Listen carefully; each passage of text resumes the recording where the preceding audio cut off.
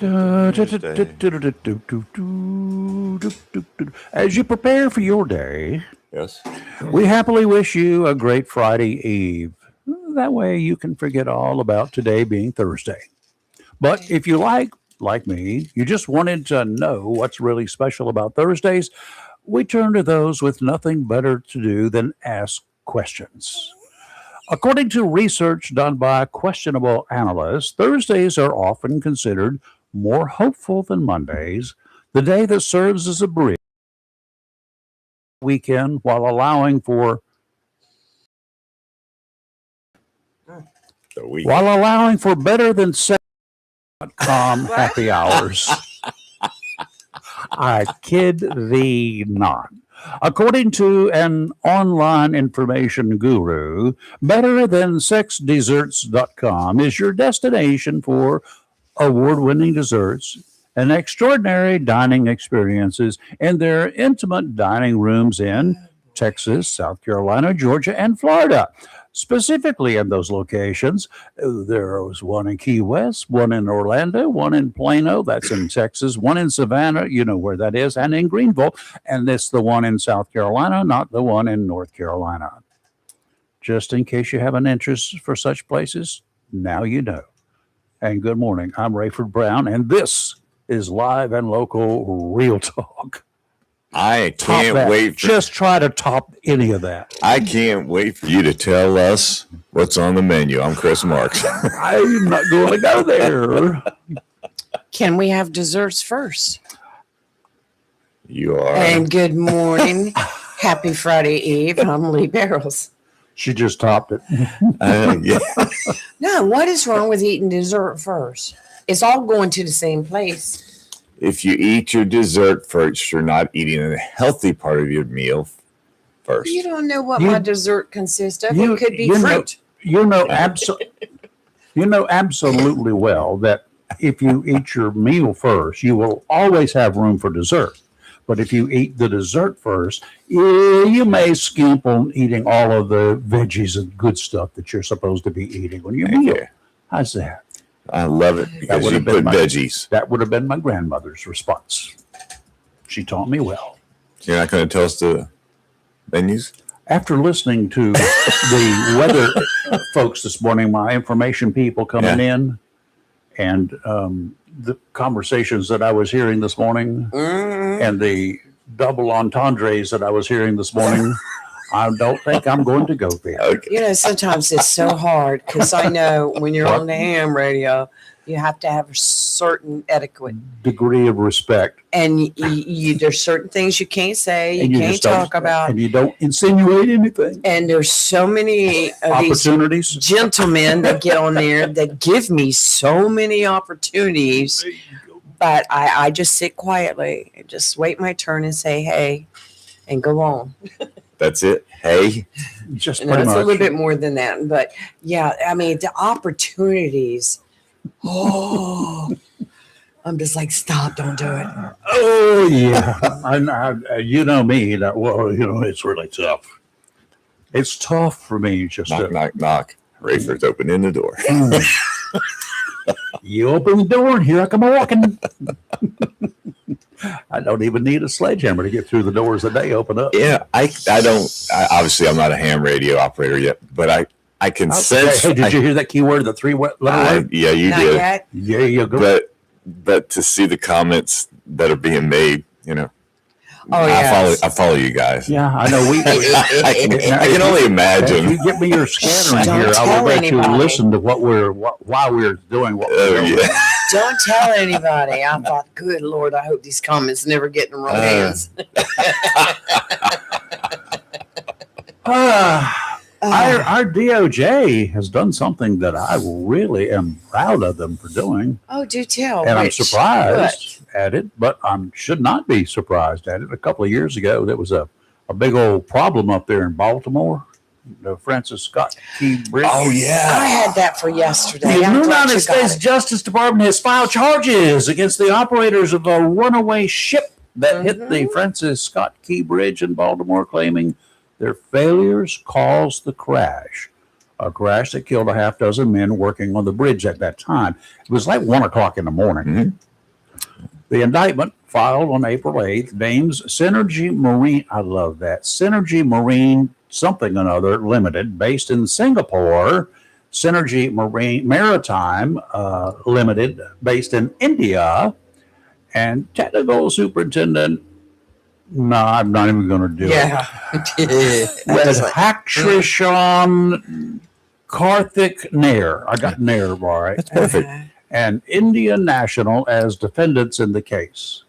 Both companies and Nair are charged with felonies, conspiracy to defraud the United States, willfully failing to immediately inform the United States Coast Guard, that's maritime law, by the way, of a known hazardous condition, obstruction of an agency proceeding, and false statements. They lied.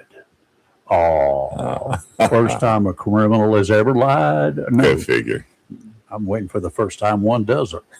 Federal officials claim the company improperly altered flushing pumps on the Dolly container ship to supply fuel to two of the ship's generators, ultimately causing a second blackout after the ship lost power initially due to a loose wire. The utilization of such flushing pumps is considered a violation of international law when authorities alleging the company's operators, including Nair, knew about the improper use of the flushing pump and the risk that it presented. Okay, here's the situation. That boat pulled out of the port. Got it? Right. It lost all lights. Everything died, which meant they had no propulsion. All of this was apparently due to a loose wire. I'm seriously. Then they tried to cover it up and lie And about then, it. well, then they had to do something. They didn't drop anchor, which is probably the first thing they should have done. Yeah. You know, just drop that anchor and slow that vessel down. Also, you know, get some kind of direction because the stern will go opposite of the direction the current's coming. And then they decided to use flushing pumps, which I'm not sure what that is, what they are doing with the flushing pumps, but whatever it is, it's in violation of international law. And then they lied. 3 minutes before they struck the bridge, they threw out a Mayday call, but by then it was too late. I mean, that's 5 too minutes. late. That's 5 minutes into that boat. Yeah, being- because 3 minutes later, boom. And whether they could have warned the people on the bridge, there's 6 people that died. Yeah, there were construction workers. Yeah, working on the top Yeah, of the bridge. working on the road or something. They had part of a lane blocked off or whatever, and their vehicle, their work truck went in.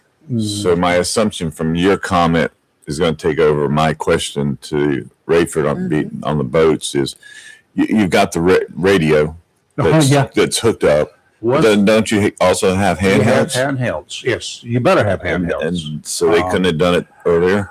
and even if the electrical, I don't know, I cannot imagine one Wire. loose wire shutting down the entire electrical system, which meant the propulsion, Yeah. which meant, I mean, that had to be the wire.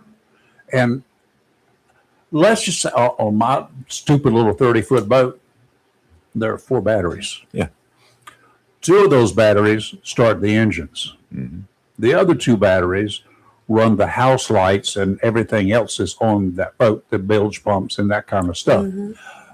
But not each of the 2 radios that I have on the boat, they're powered by different batteries. So even if one of the batteries would go bad or the wire comes loose, Right. the other radio would still work. I got 2 independent systems. Now they're a big old boat. I mean, a huge, big old boat. Yeah. It's what we call Babs, big ass boat. Fast boat. Babs. No, I'm saying the other on purpose. And anywho, it's big. It's a ship. It should have enough backup stuff on it. But apparently, Well, it says it's that from Singapore. 1:25 a.m. it reached its maximum speed, then lost power 1 minute later, and that's when Reached the its crew- maximum speed. That's what it says. This is the They're whole just thing. pulling out of the dock. Oh, well, it had already made its arch and was heading. It actually pulled out of the dock at 12:45. So this was It was underway then. Yeah, it was underway, and Well, they it was said making way if it was under propulsion. they said, and at 126 is when they sent out a Mayday, and then they were sending out requests for barges to come help them or whatever. And what was it? He says the crew on board makes a Mayday call saying a collision might be possible, but they said if it lost steering and power, then basically it's a dead ship just being carried by the current or its own momentum, and it would take a while, probably the length of 5 or 6 football fields, if they threw anchors to try to stop it down. Yeah, Whether to you bring that stop ship it or to a not. stop. Right. Whether you stop it or not, but if it's moving at current speed, slow it down. It might not cause as much damage. Which would have been the anchor. That would have been the anchor. And I don't know how many anchors it's got on board. I remember watching that. Oh my gosh. Yeah. I watched it forever. Yeah, watch until they were able aftermath. to get it opened back up. Anyhow, I don't know. It's a tragedy, and just because they're from another country does not mean they should not pay the price.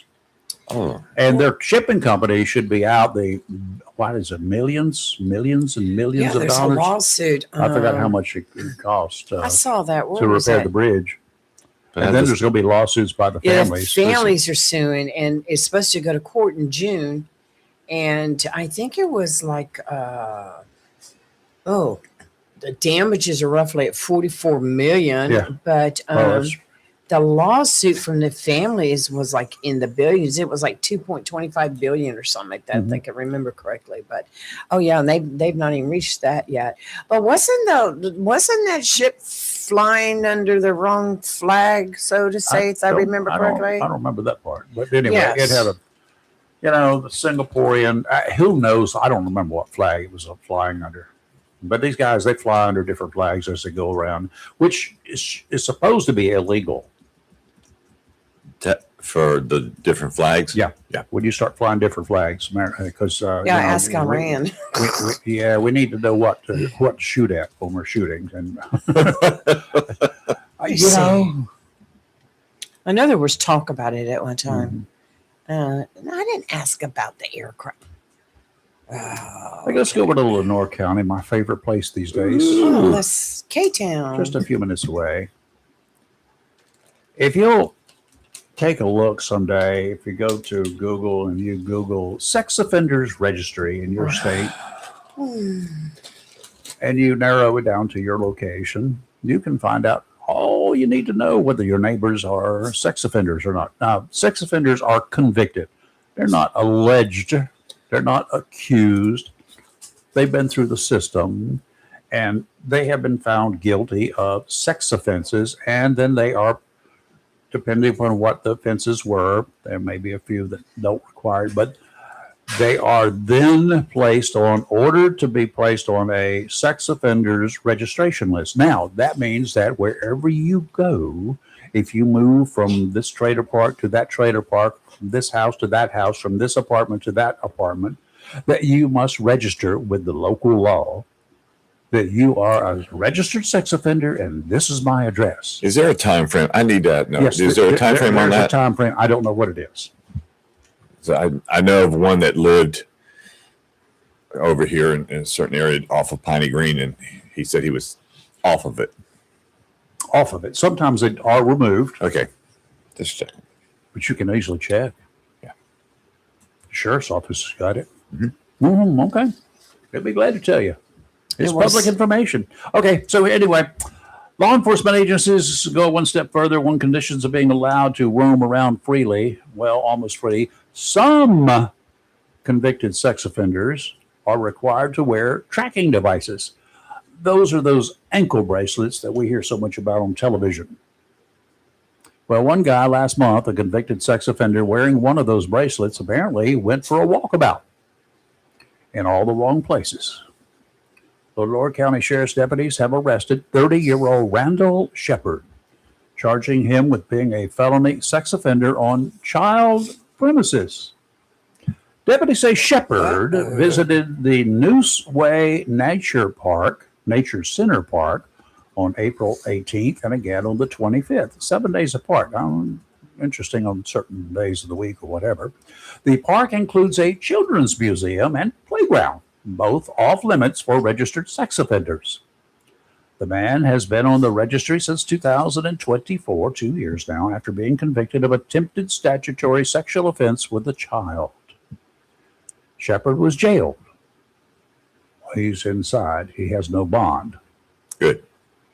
It'll be interesting to see if a judge gives him another probationary sentence if he's convicted of the crimes he's charged with. Those on probation have been convicted of crimes. You understand that, Yep. right? Yep. They're criminals. On probation means that's how they're serving their sentence. They have to abide by certain rules. But a judge somewhere gave him a sentence that allowed him to get probation while on probation. Double probation.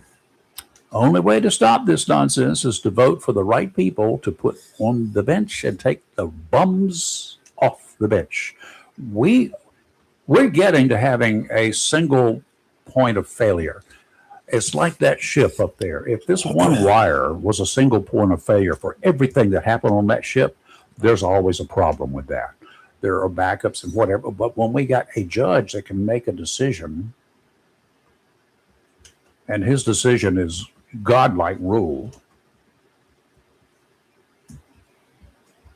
that might be a problem.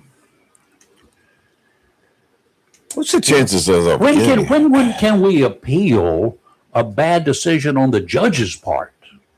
Would that be the DA? When can the district attorney appeal the judge's ruling? When can we, the people, stand up and say, Judge, no more? That's only at the voting post. Yeah. You do it in courtroom, you're contempt. We do it in the courtroom. Your Honor, I object.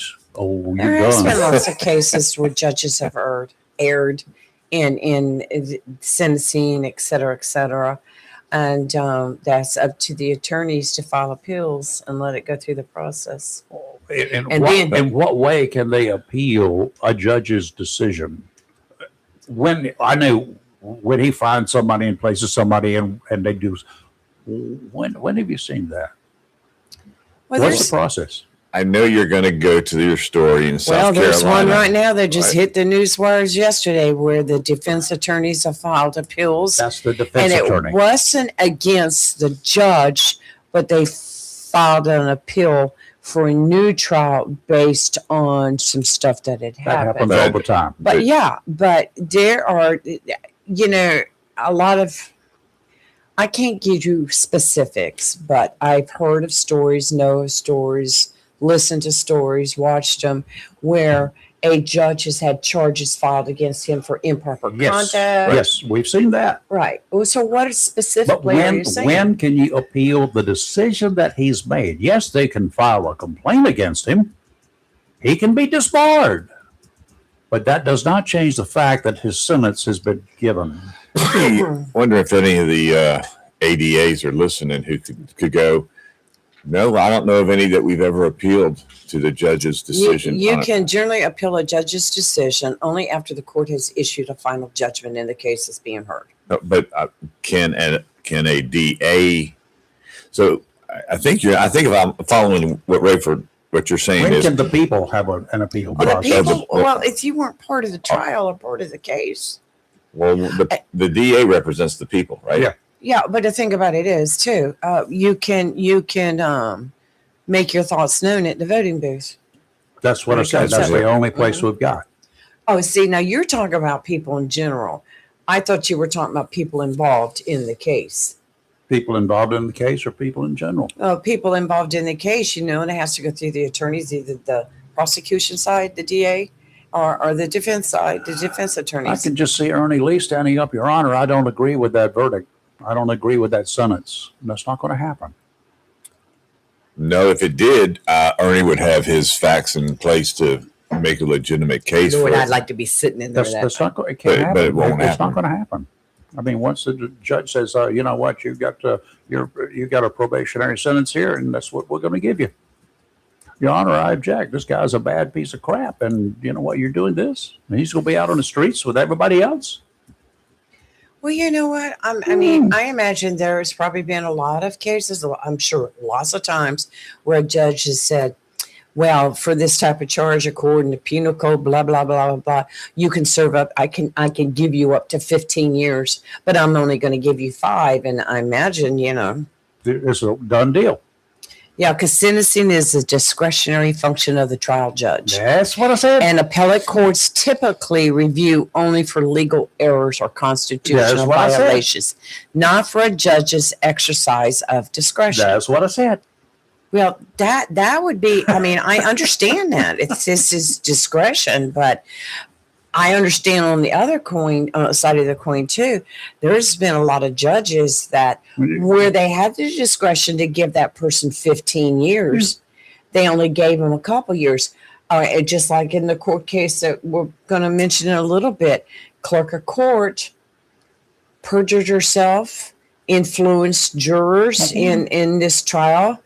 And she was given a 3-year suspended sentence. Well, she made a lot of money off a book she wrote about this trial. Good for her. She got a suspended sentence. No, I would have thrown Courthouse Becky into the jail for a little while.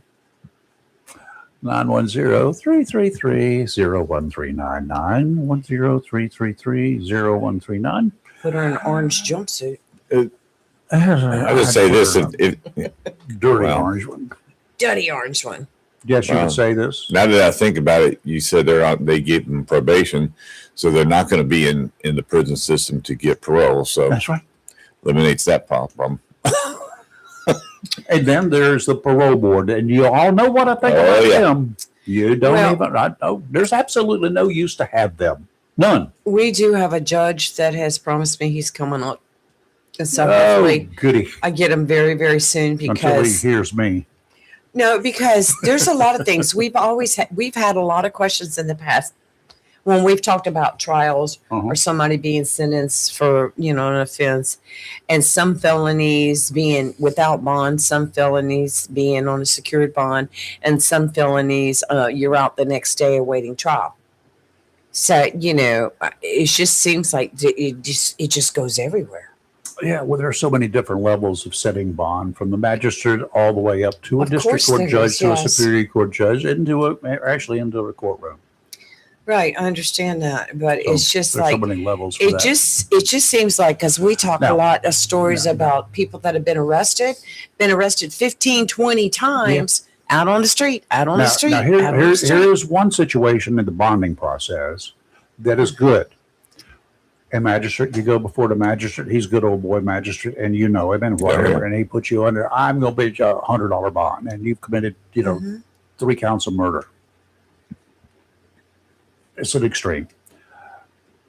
The judge or the judicial system can immediately, including the district attorney, can start that a process. No, Your Honor, we need to have this in court today. And the judge will make a decision at that point in time. If that judge does not make the right decision, you can move it on up to a district court, a superior court judge. You will not be given bail. Well, there's ways to appeal and everything. The magistrate could be without a job, because the magistrate served at the pleasure of the chief district court judge. If that's the way it used to be, I'm assuming it still is. There's so many, you have so many judges, and all their personalities are different. Some that are just, they'll drop the hammer on you in a heartbeat. There will be some people. Others that'll be like, well, there will be people who will tell you judges have no personalities. Well, no, I know quite a few, and I, was at a meeting the other night with actually a judge from here, and we were in Duplin. Does he have a personality? Oh, yeah, yes, very nice young man, very nice. He'll get over it. Yeah. In case you're considering, so negative. In case you're considering an offshore adventure for the weekend, you need to check the marine forecast of the National Weather Service for the area where you plan to go. If you think weather is strange, watching it pour cats and dogs at your home while it's just completely bone dry a quarter mile away, you should follow what happens in the ocean if you think that's odd. We're in the district designated as being south of Cape Lookout down to Surf City. Just a suggestion. After you check out that particular forecast on the National Weather Service, go ahead and look at the one that says from Ocracoke to Cape Lookout, just to the north, because the weather patterns up there in the ocean are different than they are down here. That's what happens when a lot of beach forecasts are given by television meteorologists. They will use it in the wrong areas, right? Neck ache. Her neck is hurting. What's going on? You got weather coming in, bad weather? That's what they used to say about the crack of the neck. Even if the weather is great as predicted when you're only a couple miles offshore, once you venture out to 20 or so miles out, the weather from up north may be impacting you more than the weather straight here in the forecast. You might be impacted by big seas. Adjacent forecast zones are important, especially when you're a long ways from land. Today, out to 60 nautical miles, westerly winds 10 to 15 knots, seas 3 to 5 feet, a chance of showers with a slight chance of thunderstorms in the morning. Northwesterly winds tomorrow 10 to 15 knots, seas 4 to 6 feet, subsiding to 3 to 4 in the afternoon. Saturday, southwesterly winds 5 to 10, increasing to 10 to 15 in the afternoon, seas 3 to 4. Today, mostly sunny with a high near 79. Light and variable wind becoming northwest 6 to 11 miles per hour. Winds could gust as high as 17.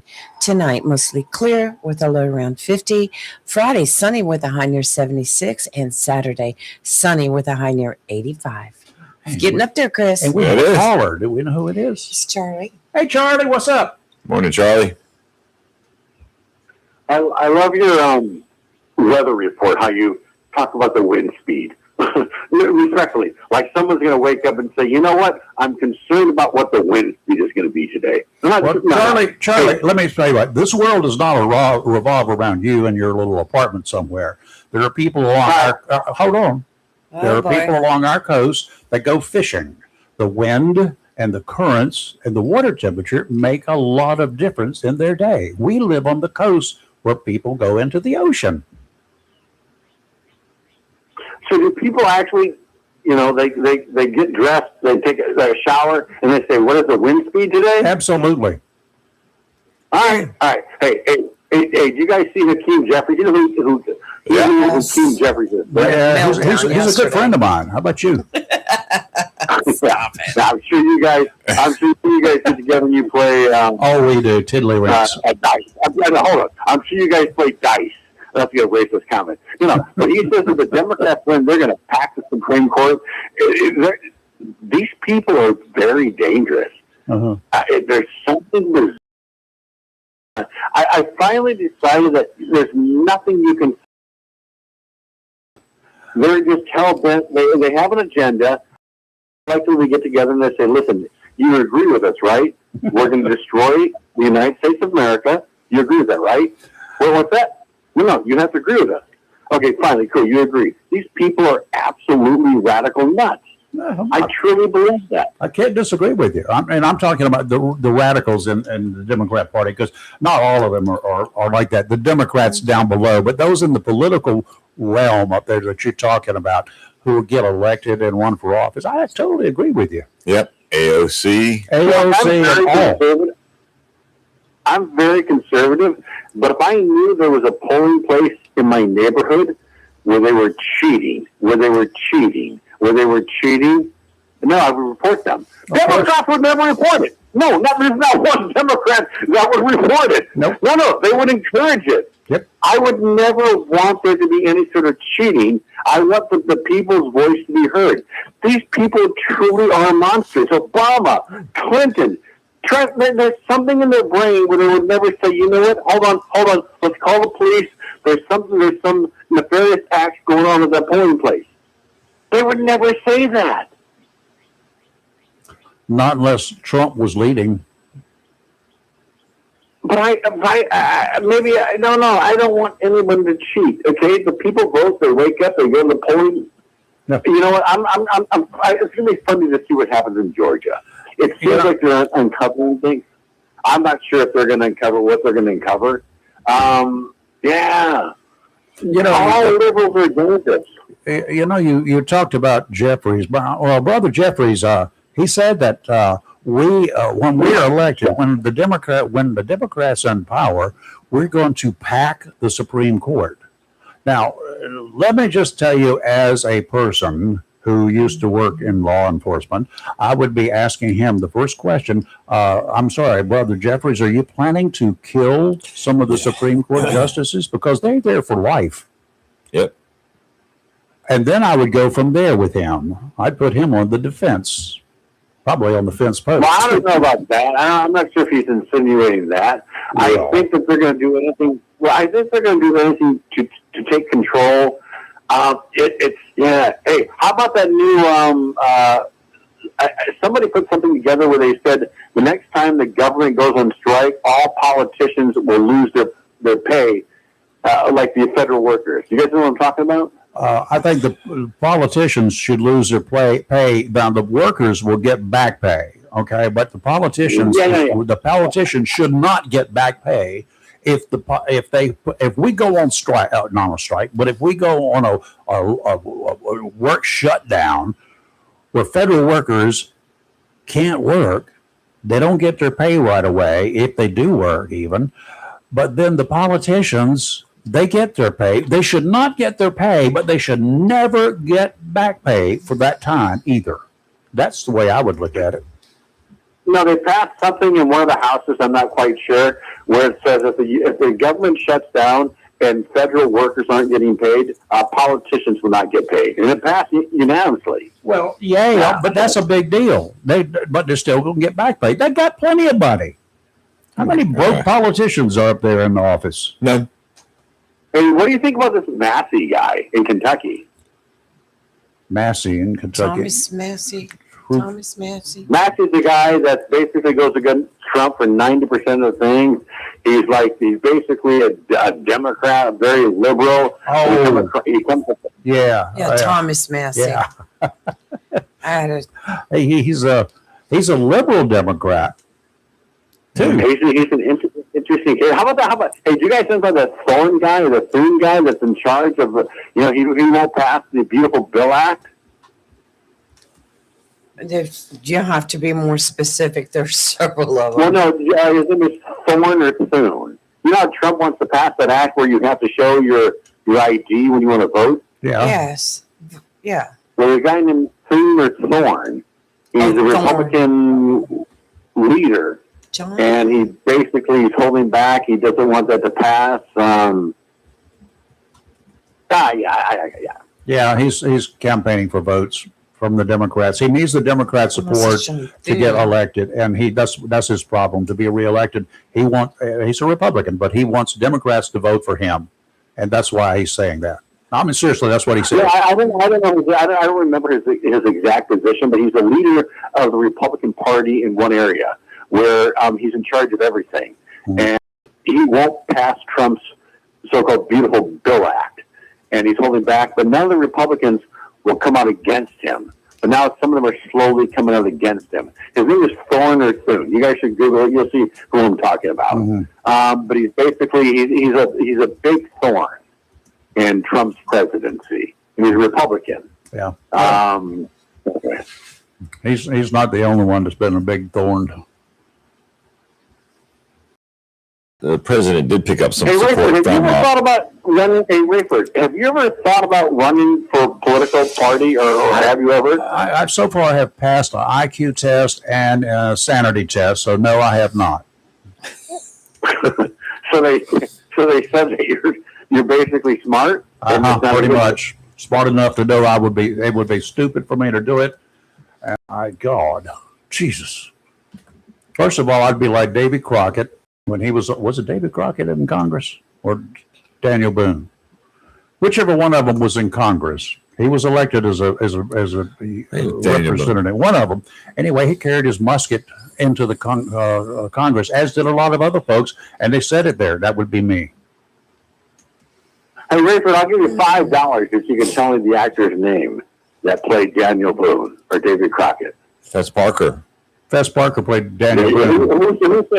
Who said Fess Parker? Well, Chris did, but I agree with him. Fess Parker, yeah, I knew that one. All right, guys. Have a good day. You too. Bye. I got one for Charlie. Where's the $5 for you? Yeah, I know. Who played Mingo? He was that guy that was on Johnny Carson one night. Yeah. To the tomahawk, as he did in the as supposedly he did in the opening of the show. Yeah, you remember that? Yeah, and you remember he did the but do you remember what happened when he threw it in live on Johnny Carson? No, it actually hit. You know where it hit? Where the sun really bad. That's on. You can Google that and you can find that old segment. Yeah, Mingo was played by one of the greatest singers. Ed Ames. Ed Ames, that's it. I'm trying to remember the name. Yeah, what a beautiful voice. Mm-hmm. What a good program. They don't make programs like that. No, they don't. A lot of it's garbage. Dancing with the Stars. A star. I want to be a star. No. About Dancing with the Stars. Not Dancing Stars of Onslow County is different than Dancing with the Stars. No, I thought he was you're talking television shows, and then you said Dancing with the Stars. Well, they still have TV show Dancing with the Stars. That's what I'm saying. That's what I'm am I talking making a joke about them? No, I'm saying, what did you say about the TV show Dancing with the Stars? They get too much publicity because they think they're great. Would you stop? I'm asking Chris. That those type of shows have taken over good shows. Oh, I see what you're saying. Reality shows. Yeah, reality show. I'm sorry. I should have just said reality show. Well, America's Got Talent. England's the Got good thing Talent. about it is you can turn the channel. Oh, I do. Yeah. Now, I love Dancing with the Stars because I was a dancer about 15 years.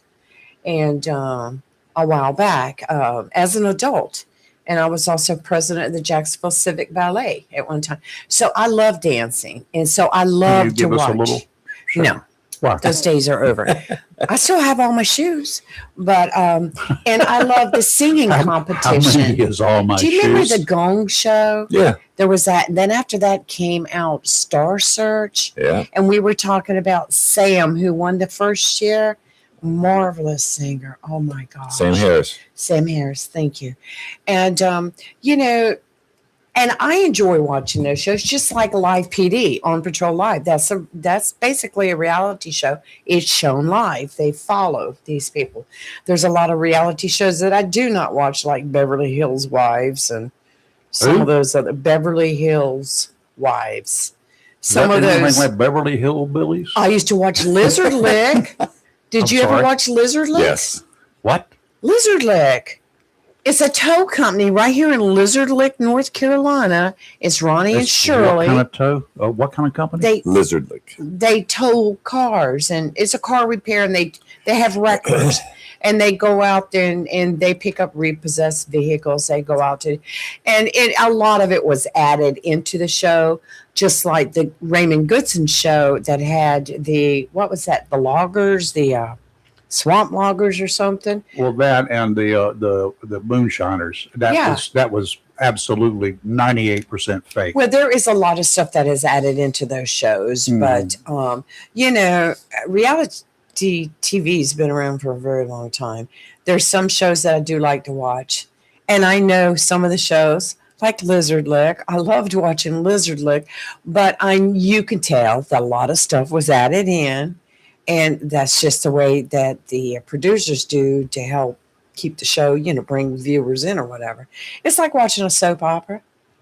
And, soap operas are... Yeah. Yeah. You could miss 3 weeks of it and not miss a minute in time. You know what gets me is you could miss 3 weeks and the child that was the child when you last watched is now an adult in college 3 weeks later. Yeah, it's just... Oh, yeah. Well, I mean, they say that about WWE. That's a soap opera.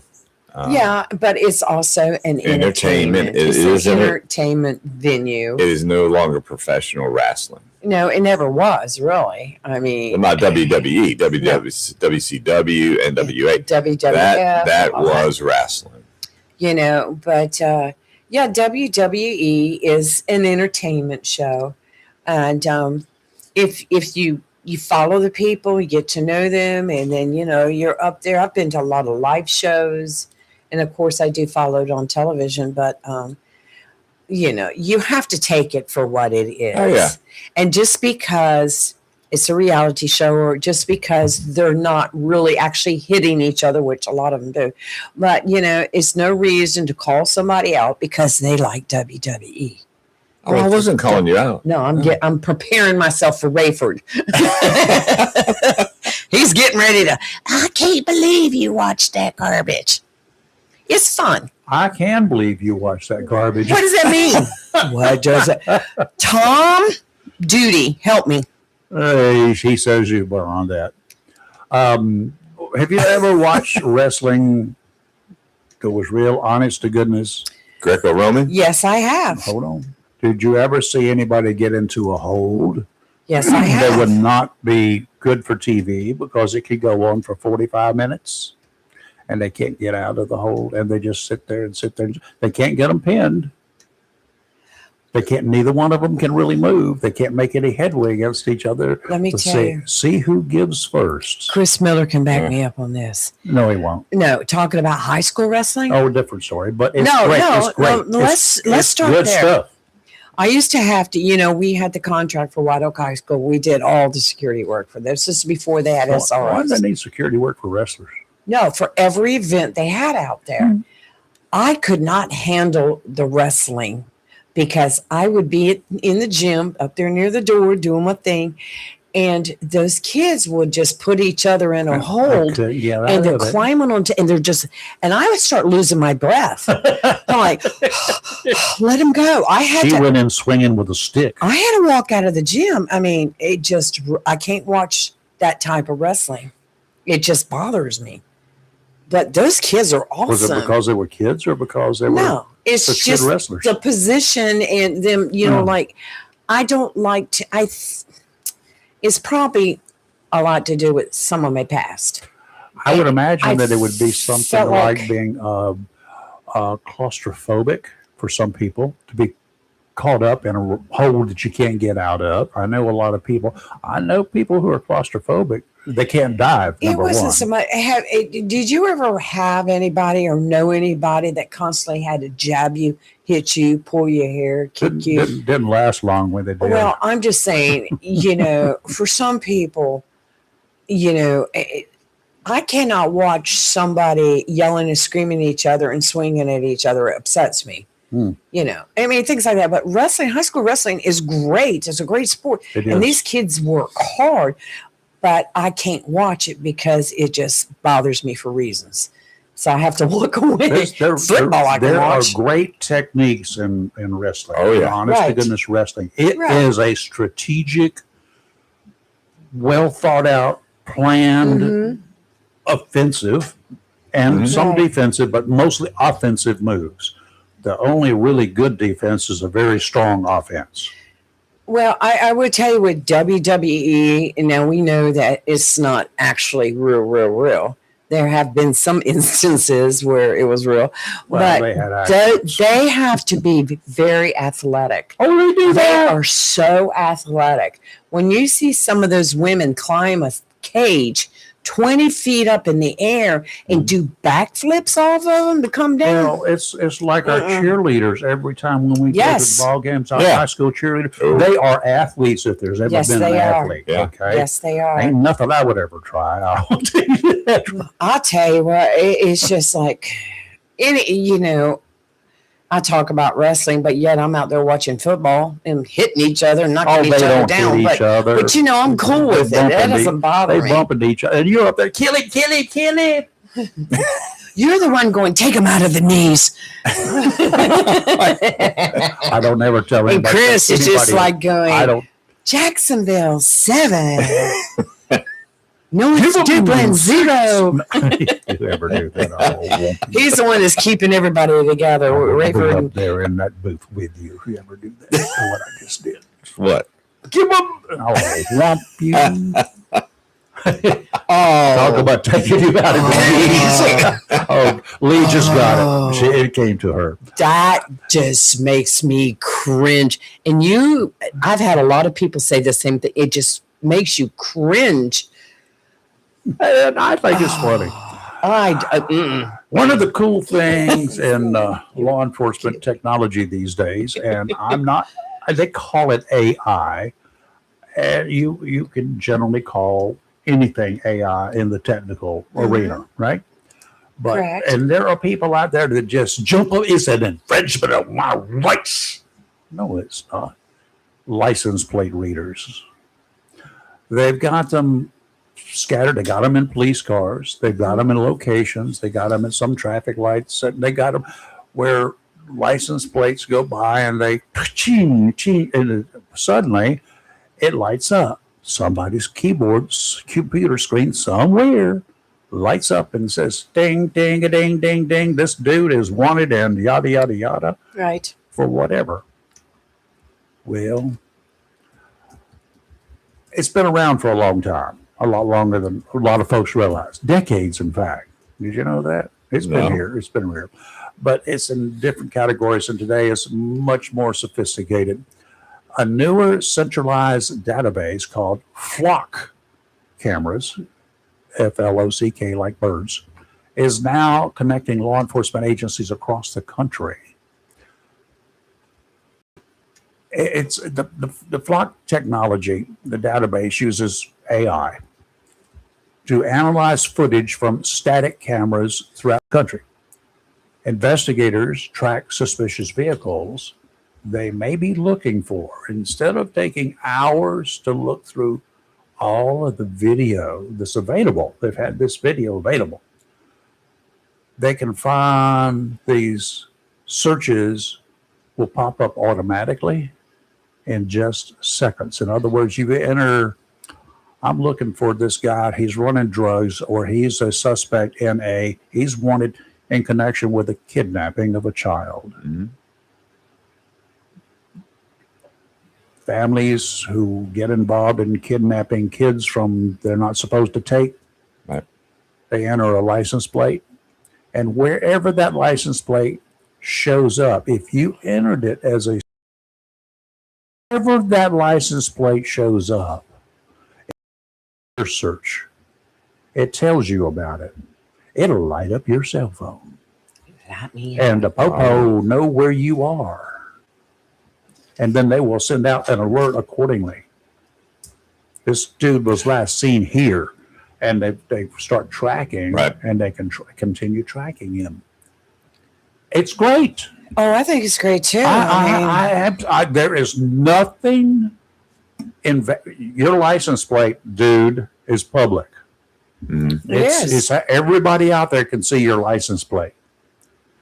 If I can see it, that's fine. If it's in the public's eye, it's fine. It's like police officers walking up to your car. They don't have to have a search warrant if they see that you're smoking a joint. You got it in the ashtray over there, and it's probable cause. And it's a roach. That's enough. That's right. You don't have to go get a warrant for that. If they can see a body laying in the back seat of your car or a hand hanging out of the trunk of your car, that's good enough. Oh, yeah. No warrant needed. Have you seen this? We had a mailman that he used to, for Halloween, get the arm that you can put in the bottom of the door and put the door down and it's hanging out. Don't do that. We used to have a lot of calls. Bill Woodward, when he was a detective with the sheriff's office, Billy Woodward. And I think Arthur Allen Marshburn, the two of them were together. Anyway, it's going way back. And Bill was riding, and they were coming up 258. Two detectives now. Two plainclothes guys coming up 258 headed toward Jacksonville, and the car they were behind, there's a hand, just part of a hand sticking out of the trunk of a car. Well, we had a lot of bodies in this Onslow County in the 70s. God knows the times that I got called out. There were not many weeks that went by that I didn't get called out for suicide, strange accident, or homicide, murders. And there it was. And they both peeked up and where's our blue light? You know, they had to get the Kojak light out. Yeah. Put it on the dash. The teardrop. And they pulled the car over. And when they called in to call it, why? Okay, you guys are pulling a car over. I wonder what that's all about. Do you need assistance? Negative, not right now. and there was a carload of teenagers. They got a lesson in life. Oh, When they had to get out of the car with their hands up, there was a felony stop. 2 plainclothes guys pulled over. Oh, yeah. And Bill said, he says, I just was like scared to death. I didn't know what was going on. This was weird. I ain't handled anything but that. Wow. But anyway, the children were explained the facts of life the hard way. Imagine they So they wouldn't do were. it again. They've been in church every day since. I imagine they did get a lesson. Phew. Thomas, This AI on license plate, investigators in Louisiana stopped a North Carolina man who was threatening mass violence at a jazz fest. The connected systems helped law enforcement stop the suspect in Florida. They got the information on the vehicle, they put it into the flock system, and they determined a direction of travel that was not in North Carolina at the time. It was moving closer to the Florida area. They tracked this dude. He made a threat. Mhm. They had his license plate number. He was headed for Louisiana, supposedly, but he first went down to Florida. And they got him. Wow. Stopped the possibility of the threat. Probably saved a bunch of people at a jazz fest. This technology is good. I don't have to call it AI. This is technology. This is real life stuff. There's nothing artificial about it. I'm just curious when it's going to be the first lawsuit against invasion of privacy. Oh, it's already, they've They've had already, them. yeah. Well, leading into that, I was watching a news story about President Trump's visit to China, and they were talking specifically about some of the things in China, and they actually spend more money in China on knowing and tracking citizens than they do in their military. Oh, yeah, absolutely. Did you see? Cameras everywhere. I think I asked you, Rayford, did you see the robots? They had robots out there that were actually showing them washing dishes, putting laundry into the dryer. One got a was ice dishwasher for that. skating. Yeah. They had one that was on the ice skating, one rollerblading. And David Murrell, I saw a little segment he did last night. One of them walked right up to him, like, you know. But these robots to me are scary. Got it. I would like to have one of those yesterday. I probably wouldn't have had this. Yeah, you probably. Got But- to chop the wood for you. I need one of those to move some gravel and move some dirt. We may get some calls on this next question before good. Miller time comes up, because I'm going to ask you, Ray, for this question after I tell you what happened last night. Okay. Tom Yamas is the new newscaster for NBC Nightly News, and he's reporting from China, and he's talking to this other girl, and it's windy and stuff, and all of a sudden His toupee flew off? No, but well, for a reporter, probably worse than that. His papers fell out of his hand. No. Then he didn't know where he was. He did not know where he was. And the papers went everywhere. And the papers went everywhere, and eventually they turned down the sound on his mic so Well, he imagine. could get his papers back in order. And the poor girl reporter, she's spending a lot of her time doing this, trying to get her hair. I just said, did that ever happen when you? I got one. Do your reporters? We had a reporter, a male reporter. Yeah. Sent him out into the hurricanes as usual, right? But I did not want them to go out and put themselves in a certain area. And I had an anchor who would never do that because he said, I've been out and done it. He used to work for NBC. He says, you don't need to be out there in the wind. You can find yourself a cover somewhere and shoot it with the background behind you. That's fine. But all the reporters, they like to get out in the wind, right? Michael, I won't give his last name. I'll never forget it. With all the reporters I've had, I'll never forget it. His hair never moved. With the biggest joke in the newsroom was, how much hairspray did this boy use? It never moved. I think that if he hit a car in the rear end at 90 miles an hour, his hair would still be intact. I need One his of, secret. one of our other reporters swore, and he did it in the newsroom. It was a big job. Michael, do you take this on off at night and just put it up there on the side and then put it on with glue, super glue in the mornings? Well, they've talked about that with our president. Yeah, I mean, hair transplants. his hair moves Yeah. a lot. Oh, my But- goodness. So for our listeners, 910-333-0139, what's your funniest news story that you've watched that made you laugh? Yeah, what happened? So many of them. Yeah, God. Come on, guys, call. I'm going to give you another one right now. Well, before we get into all that, I just want to do a public service announcement from one of our listeners. This is from Pastor Jim Jarman. He said, I will be receiving 10 free tickets to the Emerald Isle Praise Fest this Saturday. Oh, really? Starts at 1 p.m. until 7 p.m. right near the ocean. If you and your family would like to go, just let me know. First come, first serve. On these, gates open up at 11 a.m. with golf cart shuttles. We're going to shuttle on over to the main entrance. Food trucks on hand, and all you need are lawn chairs and blankets.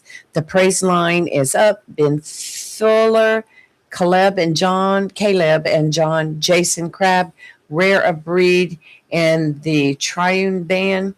And anyway, it's on emeraldilepraise.com. Great entertainment possibility here, and they can get the tickets how? Well, they'll just have to contact Jim. So if anybody's on Facebook right now and you're watching us or whatever, just respond to him. If not, I'll get the He information. posted it on our Facebook page. It's in our comments. So in our comments, so go there and reach out to him. And, Everybody knows Pastor Jim. Pastor Jim, thank you. His daddy used to be my boss. Oh, in the mail office? Yeah, Mr. Jarman. Oh, Mr. Jarman. Yeah. okay. This is his son. Did he ever go postal? No, and do not accuse the post. We did not. That is not us. And you don't really hear much about that anymore. You hear more now at Amazon, FedEx. And Oh, speaking of Amazon and my neighbors yesterday, I got a big kick out of it. I should have grabbed my camera, but I did not. We have an Amazon queen live next door. It's my granddaughter. It used to be my wife, then it became my daughter. Now it's passed on down. It's my granddaughter. She is the Amazon queen. 2 Amazon trucks pulled up at the same time at their house yesterday. Oh, 2, my not one, but gosh. 2 of them there. You think they would coordinate that a little better? We probably overloaded one truck. That's what I'm guessing. Oh, poor Allie. That was funny. That happens to cat, not back to back like that, but they'll stop. There's 2-3 packages on there. 5 minutes later, here comes another one, and there's 2 or 3 more packages. I've had Why don't y'all load them up in one? I've had them come twice in one day. Different drivers come twice in one day, and I'm like, what? Well, it probably showed up at the office at different Right. times. Well, and they just take it out right away. Why Yeah, not just I mean, they have shipments coming in all day long, So FedEx imagine. did that. That would be a problem for FedEx, right? Well, I could walk over yeah. and get my package. Interesting. Amazon announced yesterday they have a new 30-minute program in some larger cities Let me check us. where you can order something and it'll be delivered to your house in 30 minutes. I've gotten it same day. to some places in some cities in 30 minutes. Let's just take Hampstead. Oh, let's not talk And about the airport Hampstead. is 5 miles away, Yeah. but it takes you more than 30 minutes to get there. Absolutely. Okay, something else, funny things on TV. Yeah. Yeah. But Funny things on. on the inside, I'll tell you the ones that you can talk about off camera. I'll tell you about others. But Have you anyway, ever seen on YouTube with a bloopers? collection of the bloopers Oh, yeah. on TV We made it. newscasters? Did you? we made it. What was your story? Well, this particular one, I got to know but the anchor, who'd been around forever. He was an Air Force vet, Ken Murphy, great guy, and I've known him for a long time, of course. And I worked for him, and then he actually worked for me. So when I became news director, but he was the anchor for a long time. And one day on the set, a fly gets on the set.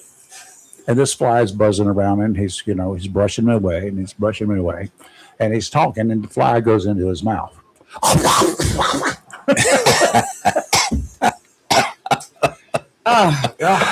We couldn't control ourselves. I don't know how the audience would have been able to. Thank goodness it's Miller time. Ready? It's time. No. No. Okay. It's dinner time. Good morning, my friend. How's everybody doing? Caught him off guard. I think so. How you doing, Chris? I'm doing good. Appreciate, as always, the opportunity to call and share some good sports stories, and always enjoy hearing you guys. So keep up the good work. No, thank you much. We enjoy having you on here. You're, a lot of us are not real avid sports guys. Like I don't follow WWE and some of that stuff. But and I don't watch a lot of sports on TV. Probably none would be the more correct terminology.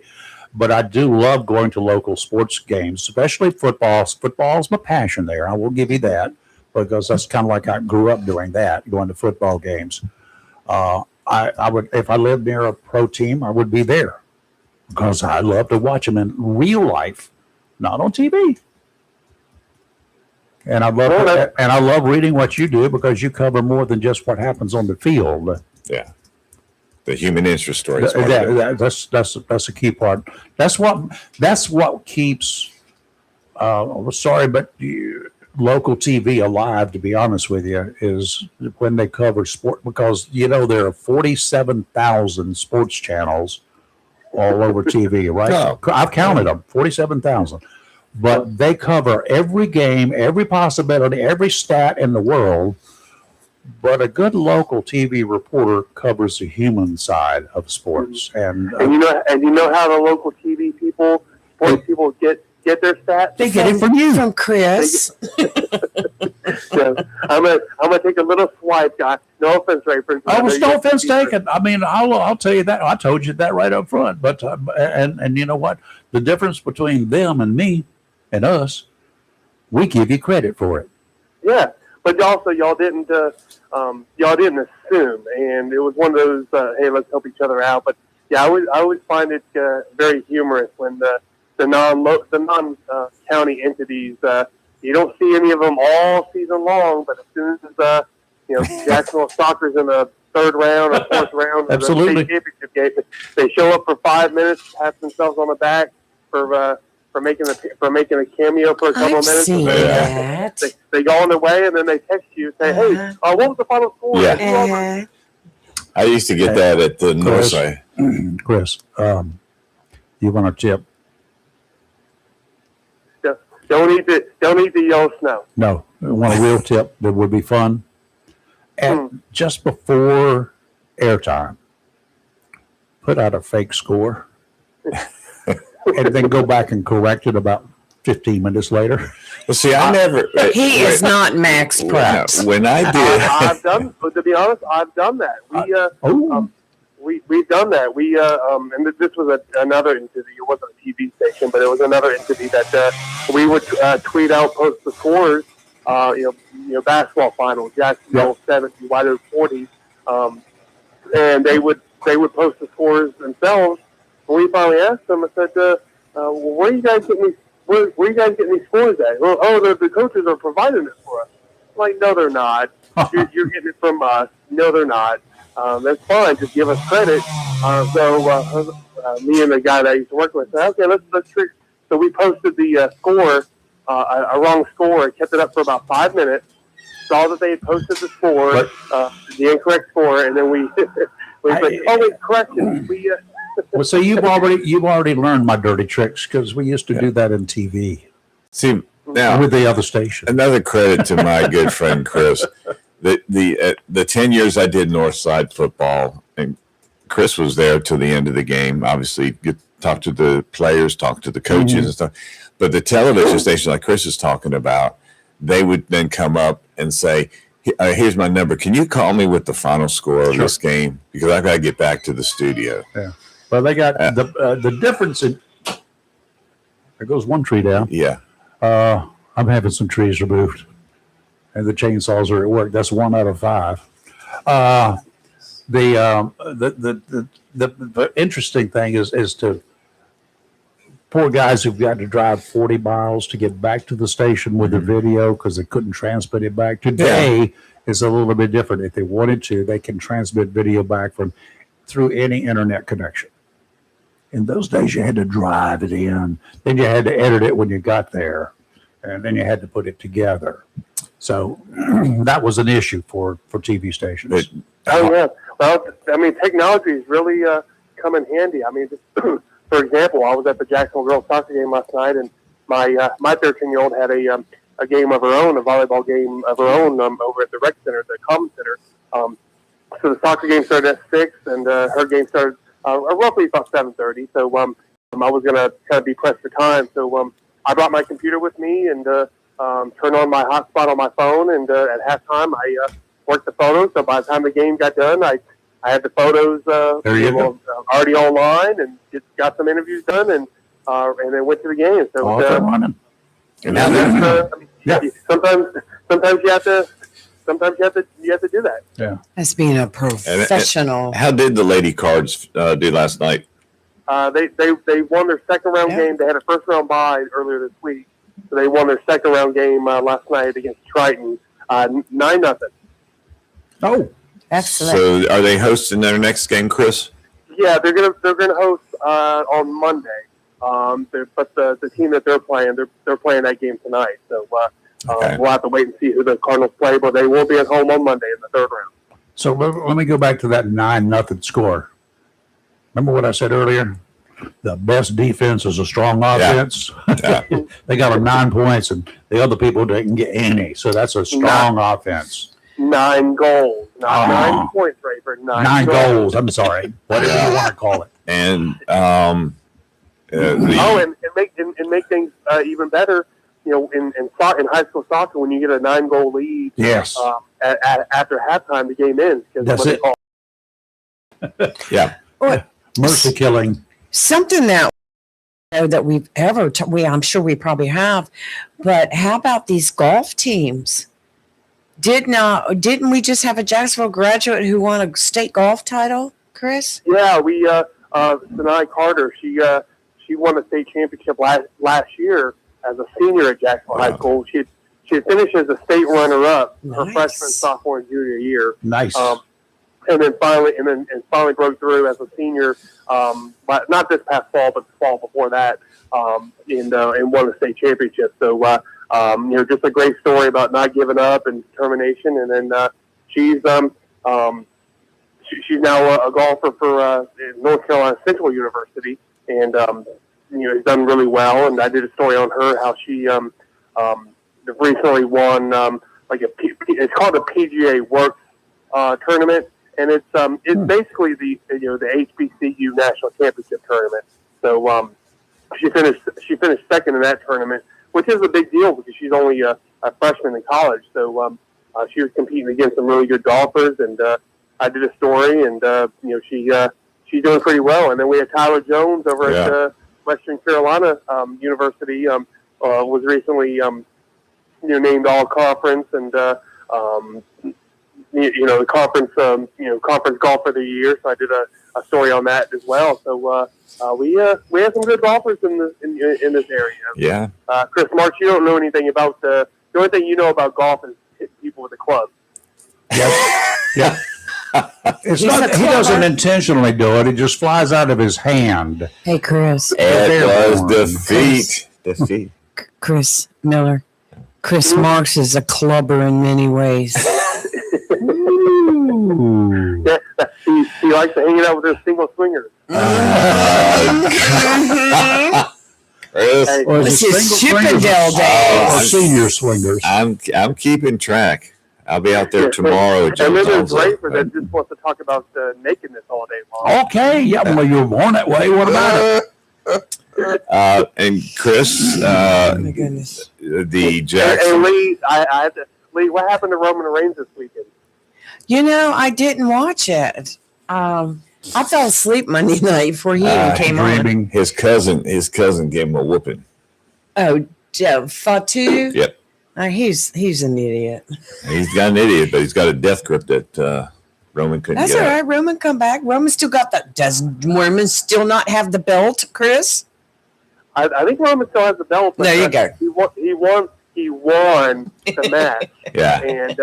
And then his cousin or whatever, quote unquote, Jacob. beat him up after the match. Yes, he did. Yeah, I saw Couple of that times. part. I saw that Couple part. of times. But Fake. back to Would the you stop, Cardinals. Avery? The lacrosse team has a game at 5:00. I believe it's start time tomorrow night. Tomorrow night. Yeah. If they win, what does that mean? Do they go won. on, or they've won the title? No, No. there's still quite a few rounds in the lacrosse playoffs, but they will host First Flight tomorrow at 5:00 in their second round playoff game. So Right. they actually played First Flight earlier this season and didn't do so well. No. But I think that game was at First Flight, so that's that's a little bit of a haul. I mean, that's Yeah. that's not a fun trip to First Flight. Where is It's a that? fun trip. It's a fun trip when you want to go on vacation, but it's not a fun trip when you have to. Charlotte Airport, first flight. Should be up in the islands, Oh Outer Banks, right? Yeah, wow, Joe that's a Double Hill. long drive. Kill Devil Hills. So they have to No, it's take. not before. You actually have to get the activity bus on the What's ferry. name? Oh, You got on to, the ferry? wait, you got to get on the Really? ferry? why? Yeah, that's what Yeah. that's what I'm told that you had to. Of course, times have changed, but I remember when teams used to have to call in. Hey, yeah, we're calling in from the ferry. We won or we lost. Yeah, I remember many years ago. But maybe they Well, changed. you can do that, but if you take the ferry, you're going to have to take two ferries. You got to take the one from Cedar Island over to Ocracoke, and then from Ocracoke, you got to drive 16, 18, 19 miles to get to the north end of Ocracoke. Then you got to take what used to be a 15-minute ferry ride, but the channel has changed, and there are sandbars everywhere. It's an hour Yeah. now to get Yes. 5 miles away, 3 miles away. So you can imagine when people have to play at First Flight, it's not that fun of a trip. You can I drive like it, around in yeah. less Yeah. time. I did it First earlier this flight. year, a couple It's months up ago. there at the. And came Well, back. maybe that's what Okay. they do. I'll have to, Kitty. but Yeah. but still, it's still not a Yeah, fun trip thank you. nonetheless. But, No. Well, I enjoyed the scenery. And also Come the take a ham radio. with Swansboro girls lacrosse team is still. Chris, the Croatan team, is it both boys and girls that are still in it? Are they? yes, both. Yeah, oh yeah, and they'll both be in it for quite a while. Yeah. The girls lacrosse team won a state title about 3 years ago, and then the boys won the state title last year. So they're both going to be factors in the state contender contention again this year, and they both have first round buys again. And let's just say they won't have any issue winning their playoff games on Friday. Yeah. But Swansboro boys, they're still playing. They're going to be at Orange High School tomorrow. Northside boys at Carmel, which is near Chapel Hill area. Jacksonville boys will host First Flight, so I'm looking at probably going to that game. But Shoo-wee. Jacksonville girls are going to be at Seaforth High School, not Seahorse High School, Seaforth. And then the Swansboro girls lacrosse are hosting Terry Sanford from Fayetteville in their playoff game. So That's cool. quite a few different lacrosse teams are still playing, and we don't have any more baseball teams. Jacksonville fell short Yeah. 2-1 earlier this week in their third round game, but that was a tough one. But they had a good season nonetheless. Yeah. Wait And till then we have, next year. quite a few soccer teams, girls, ladies soccer teams still playing. So I would expect us to have at least Jacksonville and Dixon go pretty far, but probably others as well. So we're going to get personal. Uh-oh. Uh-oh. Uh-oh. Why does everybody say "uh-oh"? Because it's you asking. Oh, well, Chris, you're a sports guy, sports enthusiast. You live it, you breathe it. You probably sleep with it. I don't know, but anyway, at your house, and I'm assuming you have a sports cave where you can go watch TV around, probably like a sports bar with about 40 different TV screens up at the same time, right? And you can see all of the stuff. So other members of your family can actually enjoy television in another part of the house. Is that about the way you live? No, we actually have the living room with the master TV. It does have some ball games on here and there, but I try to share the TV when I'm not using it and let the 13-year-old watch, and my wife let them watch whatever they want to watch. But in one of our guest rooms, since I work from home, in our guest room, I do have my computer, my laptop, poached up on a little stand, and then I have a secondary screen, to help me with that. I have it attached to. So while I get stuff done, I'm able to watch you guys on YouTube, or have it on ESPN or something like that. So my wife does give me a hard time. I didn't get you that second screen for you to have ESPN all day. But that second screen. So you do have a sports cave. I don't. Well, let's just say the office does have some memorabilia. A sports cave. Yeah, it's a work cave. Sports cave. There's a man cave, and now you've got a sports cave. And then I do have a flag of one of my favorite sports teams out on the front yard, on the flagpole. So Nice. You have to represent, and then but yeah, it's just I have different memorabilia over the years, but it's a working station. Okay. Well, you keep that star flag flying in your front yard. No Cowboys. Whoa, Chris Morris. I had to make sure I said Morris. Chris Miller. I like the Redskins. Speaking of That don't exist. speaking of YouTube, one of our frequent listeners has paid you a compliment, said that he finds you a very interesting guy, very smart. Oh, thank you. And that was from Charlie, our listener, Charlie. Oh, yeah. Thank you, Well, Charlie. you are. Thank you, Charlie. Hey, quite the fashion. Well, at least one. I got one fan, so I'm. Well, you got 3 yeah, years, yeah. so well, you got 4. And you got more than that. You've got the stadium at Jacksonville High School. That's 5. No, Chris Marks, when you make and now standing at the 50-yard line is Chris Miller. All you hear, the crickets don't even make sound. I don't know. I heard a lot of clapping and Oh, stuff. yeah, you hear them from up Oh, yeah. top. When you're at the top. You can't hear it down there, that's all. But I will say Chris has made the top 2 fashion dressers in Sports Reporters. Oh, really? Yeah. Oh. I'm You staying got up. to. Hey, you got to be comfortable on that sideline. That's Well, when you're running down the sideline, You have to run, your yeah. camera and your notebook and your phone. That's a workout in itself. So I'm not gonna. No. Be very comfortable. I think you started the that kind of uniform before Phil Patrick, God rest his soul, used to wear shorts and his high tops. Again, Chris was way ahead of his time. No, Phil, it could be 10 degrees outside. Yeah. In high school football games, snowing, and Phil Patrick would wear shorts. Yep. Mhm. Yeah. I've seen some guys like that. Well, I knew his daddy. You would understand. Yes. Wow. Hey, I did want to give a shout out to next week is the Jacksonville Algo Sports Hall of Fame. So Yeah. Okay. Good. we got quite a few different gentlemen being inducted. Chris Marks, I'm sure you recognize some of the names. Oh yeah. Doug Ernie from former basketball coach Doug Ernie, former School with. former White Oak basketball coach Greg Grantham will be inducted. Rookie Davis from Dixon High School will be inducted. Yeah. So it's going to be a pretty good Kurt Dowdy, Jacksonville High School track and field coach. Yeah, he was a good one. Then, Doug Banks, And then, Doug Banks, the former White Oak football.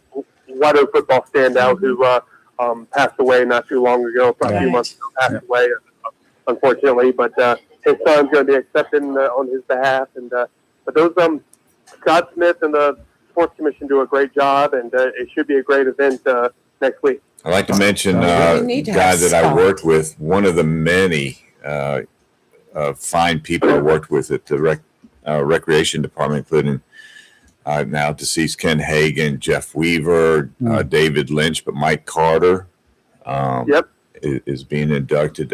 Michael LaCour still works with the recreation department. I know all So, of that. and I had a guy, it's real quick. I was doing my run on on my road, and this guy was having problems putting in his truck into a yard, and he got out and he goes, "Is your name Chris?" I went, "Yeah." He goes, "Chris Marks?" I went, "Yeah." He goes, "Man, you used to keep me out of so many fights at Jack Emiette." Because you said if I kept it up, you'd have to kick me out, and I didn't want to leave that rec center. There you go. He said, I appreciate that. Yeah. Well, I had somebody here yesterday that takes care of your house from time to time. I know who you're talking about. Mm-hmm. You saw him too, then, didn't you? Okay. Yeah. An exterminator. Well, Chris, by the way, I scored one up in the stands last year during the season, football season. I did record when Mr. Marks mentioned that Mr. Miller was down on the field and he was down around the 50-yard line, and say hey to him. And we had some folks to do that. Yeah. Yeah. That's all AI. That's all AI. No, we couldn't control the crowd. That was real. We could not control That the just- crowd. Hey, speaking of AI, Stuck to my did heart. you show Rayford the thing I sent you? Oh, no. She doesn't do that. Yeah, I didn't know if you were done with Oh, that. you can show him. Okay. Yeah. Chris is very well respected at every stadium that he goes to. I had Yes. a chance last year to sit in and do a Southwest basketball game. Mhm. Chris was there. That's him. That's me. That's me. I told y'all that. I got a little bit more hair left, but This is a picture of Rayford behind the mic, and Walter. Walter, the dummy Walter, right next to him. That's good. I like the way that you change Rayford too. Yeah, we're real. Did you just call Rayford a dummy? Yes. Well, Walter. Well, I meant, Ventriloquist. yeah, he's a ventriloquist No. dummy. Jeff Dunham. Yeah, Jeff I just Dunham. said he's a dummy. Dunham. Dunham. Dunham, yes. Dunham. Yes, Chris, I just called him a dummy. I am a Dunham. Here I we done go. be a ham. You started it, Chris. Anyway, yes, for those of you interested in following all our local sports, you can follow Chris Miller on X at Chris Miller at JDN Sports. No, that is not triple X. Okay? And I post this all the time when Chris is on in our comments, and then when I share stories that Chris has written. But that I do every day. I go in and see where every day you're posting. Every day, I Chris. just respect Chris because he is so well-rounded in all of the Yes. sports and knowledgeable in all of Yes. the sports. There are people like me. I like football. Other sports, but I like football. All right. See, I've got your tweets on the notification But on. he likes everything. Yeah. Yes. Well, and He's I into appreciate that. I everything. appreciate the kind words. And That's I not mean, kind and let's- words; they're facts. And let's be honest. I mean, high school football, for example, that kind of helps pay the bills. That Yes, kinda it does. Yes. that pays the bills, and that moves the meter. But it's important to give, especially like the young ladies. I mean, Especially, you have to- yes. you want to cover the female sports and make sure the I don't think the female young ladies sports are were. getting covered. And, I don't recall female sports being covered in years past. Mhm. It may have been also mentioned. Mhm. So yeah, I mean softball, girls lacrosse. I mean they It's big stuff. girls soccer. So I mean it's important too. But you also and again I had to give a shout out to Mike Hackett. He's been a big help. So Yes. he some of those it's like especially like lacrosse matches that I just not able to go to.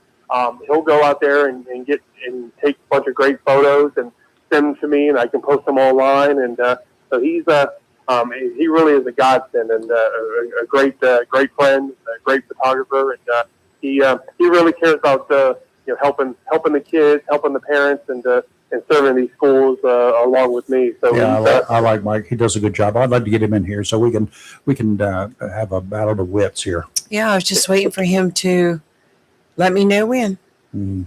No, he's an interesting guy. I mean, doing Yes. the movies, and he's always willing to help.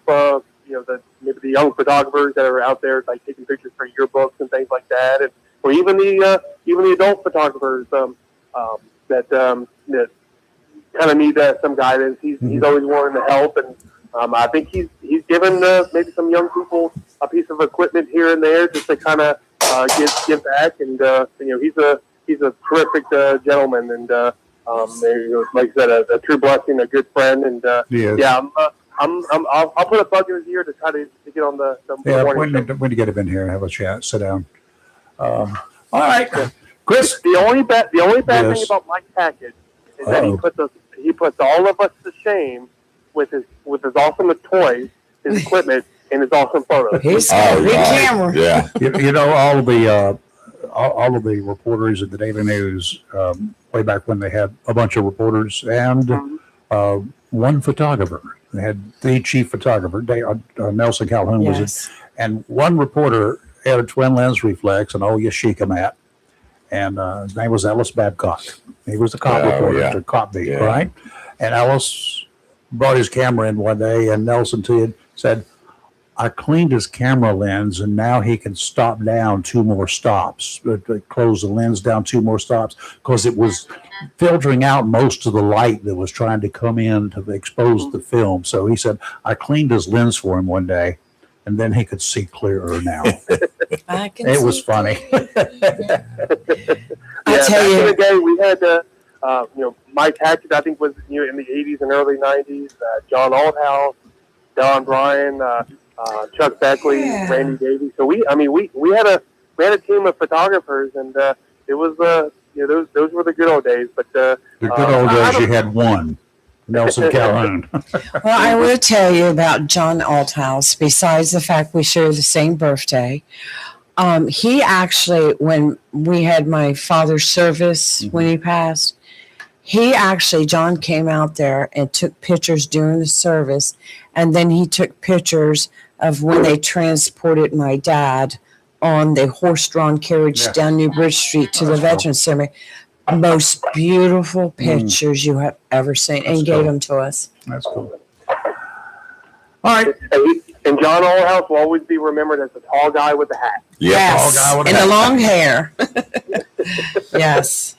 You can get a haircut. That's not a problem. All right. Thank you, sir. Nice guy. All right, thank you, my friend. Thank you so much, Chris. We always enjoy it. Okay, thank you. Marine weather out to 60 nautical miles today. Winds out of the west at 10 to 15 knots.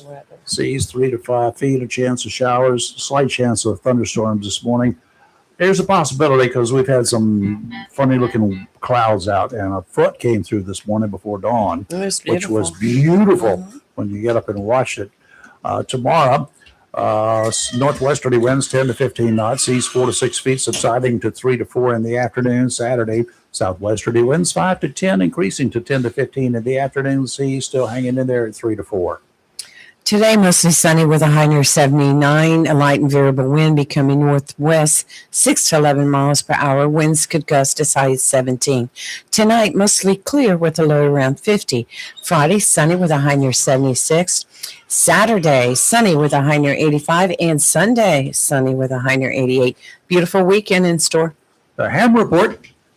The ham report from our amateur radio friends around the county and beyond. South and the southwest area this morning. Randy was reporting 56 degrees. Now, you got to keep in mind these temperatures were at 5:30 to 6 o'clock, most of them. 56 degrees at that time, which was going to be the overnight low, 99% humidity, 29.72 inches of mercury. He had no fog, no clouds at the time, but then he had a front to come through, which you called me about later, and I ran outside to watch it. It was cool. It was good watching that sucker come across. No rain. Nobody had any rain accumulation because we didn't have any rain. Lee over in the back swamp area at 60 degrees, 99% humidity, 29.59 inches of mercury. Had light breezes out of the south-southwest, about 2 miles an hour. In the borough, in the Swansboro area, Joe, 63 degrees, 99% humidity. Now, this was in the borough, 29.74 inches of mercury. He had low-lying fog in the area. Winds were out of the west, but they were very light, almost nothing. And over at Emerald Isle, Joe made his way over there because he goes over there and walks in the morning. 66 degrees, 98% humidity, and 29.79 inches of mercury. And it was clear. Westerly winds about 2 to 5. James in Blaine County, he was headed up towards, I think, New Hanover County this morning, 63 degrees at the time. Pretty humid, he said. Dale from River Bend reported in at 59 degrees, 99% humidity, 29.59 inches of mercury. Wind was calm. And at Cedar Point, Ward said it was 65, 98% humidity. I mean, temperatures from 56 to 65. That's, just in our immediate area here. That's pretty cool. 39.80 inches of mercury and falling. Light breezes out of the south, about 2 to 3. And Brian in the Burrows, back another Burrow report, 62 degrees, 93% humidity, 29.42 inches of mercury. Our buddy Richard, he's new to the team here this morning in Jones County. He reported 59 degrees, 96% humidity, foggy, 29.76 inches of mercury, and no wind. It was calm. And Lee in the Woodlands, 60 degrees, 92% humidity, 29.74 inches of mercury, no wind and no rain. Here at the studio at that time, it was running about 60 degrees, 61 degrees. It's now 65, 95% humidity, and 29.62 inches of mercury. And it's remaining steady right now. And we've had, of course, no rain, and the wind has been calm most of the morning. We've had a peak wind of 4 miles per hour. Now it's 2 miles per hour out of the southwest. Real quick, Reach Across America update for our supporters and viewers. We are at 579. Yay! Of the 1,500 needed at Onslow Memorial Park. I've started my Hall of Fame contributors, which is everybody, on my Facebook page.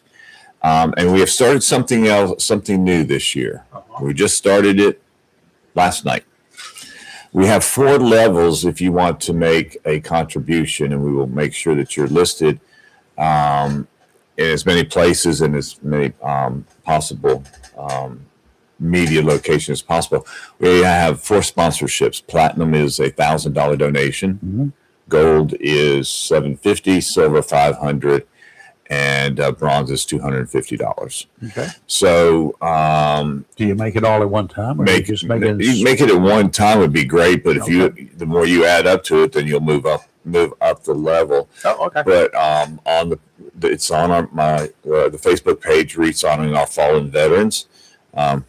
Obviously, 2 of our wonderful live and local hosts are on there for their contributions, and a lot of our listeners are on there. I added the Donkey Man, added him last night, so I tried to keep jumped in already this morning, yesterday. Yes, he did, and I immediately processed everything, and so we're doing well, and we're also able to contribute to the Coastal Carolina State Veteran Cemetery. Okay. And for those that have a civic club, if you would like me to come talk to you about Reach Across America and give you a little bit more detail about it, give me a call at 910-389-8698 and be happy to come talk to you about it.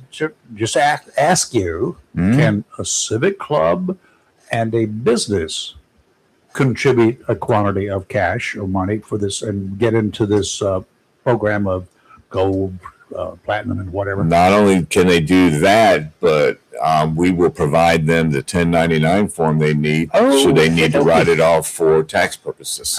I like that. That's good.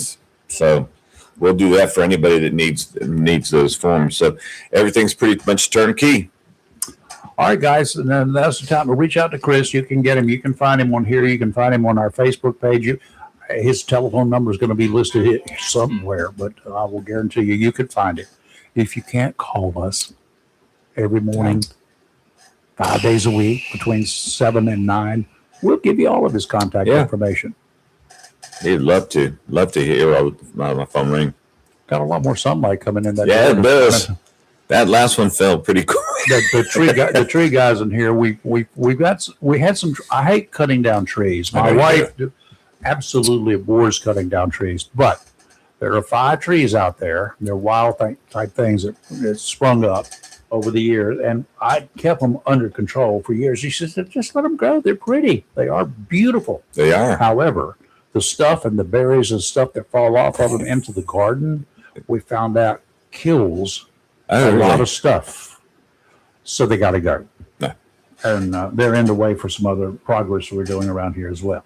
We have on the line this morning. Good morning. You're live and local. Yeah, hi. Charlie. I'm a first-time caller. Hey, First time this hour. good morning. First time caller. I'm gonna be honest with you guys. I was doing some cleaning, some household cleaning, and I had some stuff in my backyard, and it was in a box, and it was covered in rainy water.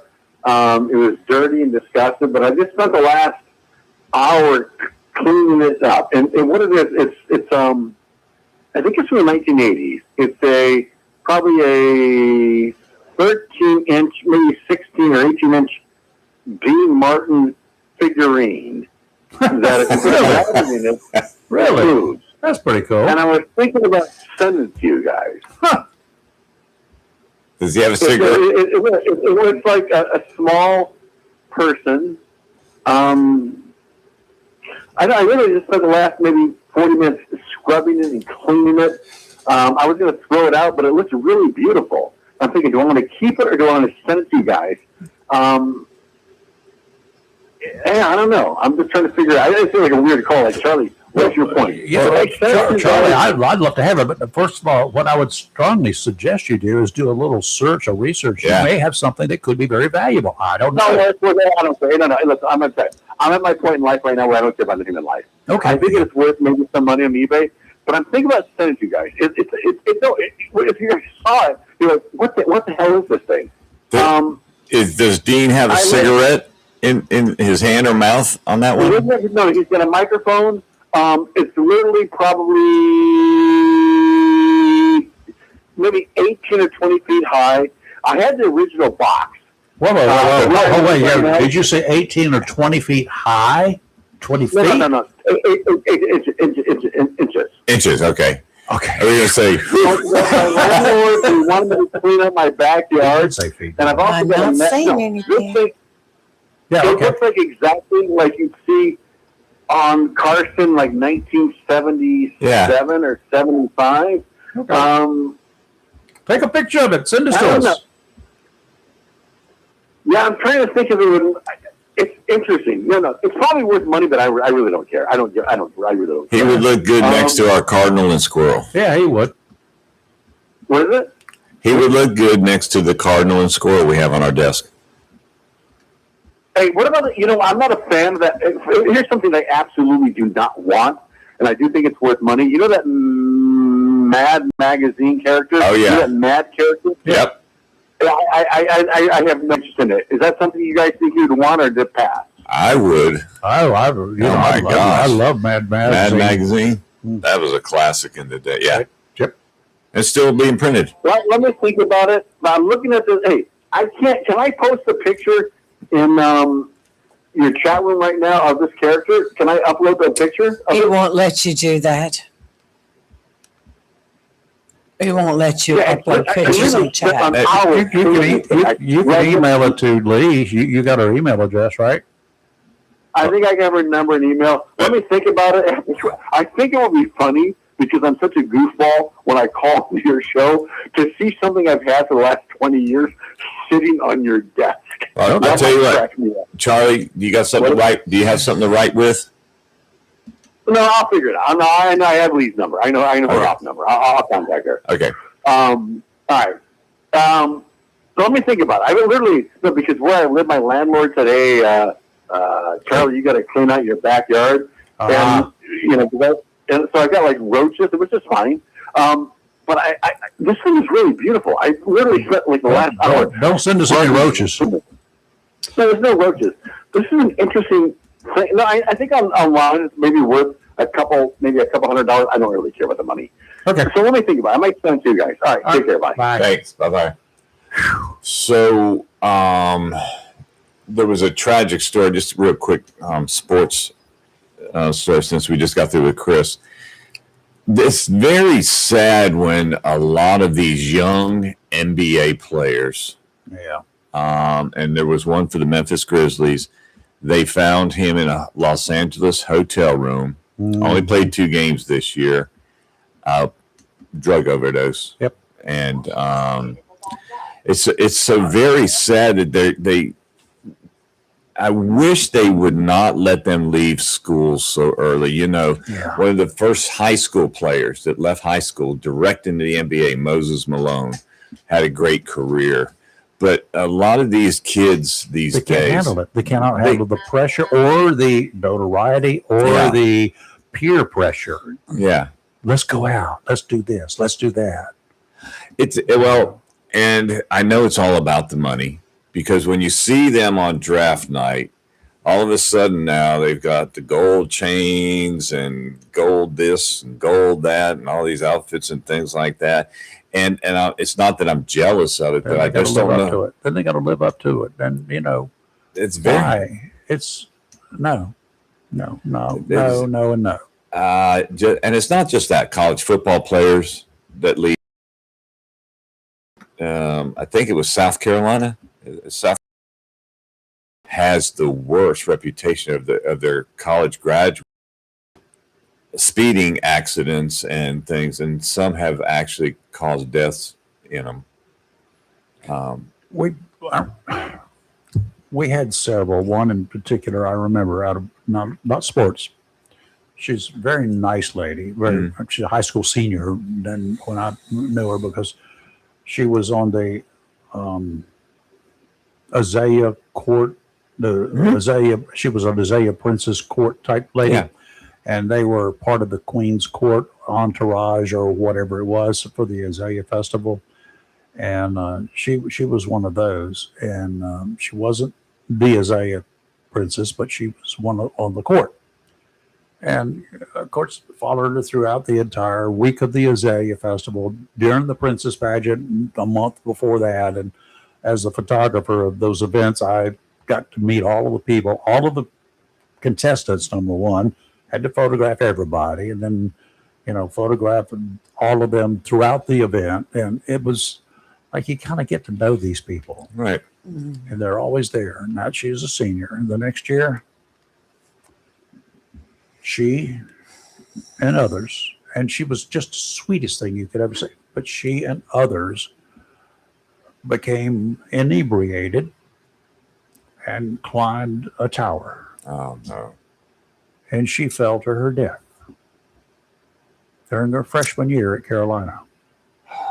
Wow. I'm like, what a freaking waste. That's Going to college, getting out of college early, or high school early, or whatever early, and going to a professional team, you're not prepared to handle it. You're just not prepared for it. You're not prepared for life.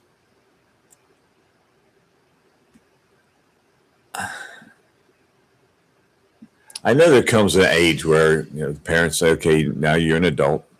You're not an adult. No. Not until you have life experiences. That's why I am absolutely still opposed to the 18 years of age voting.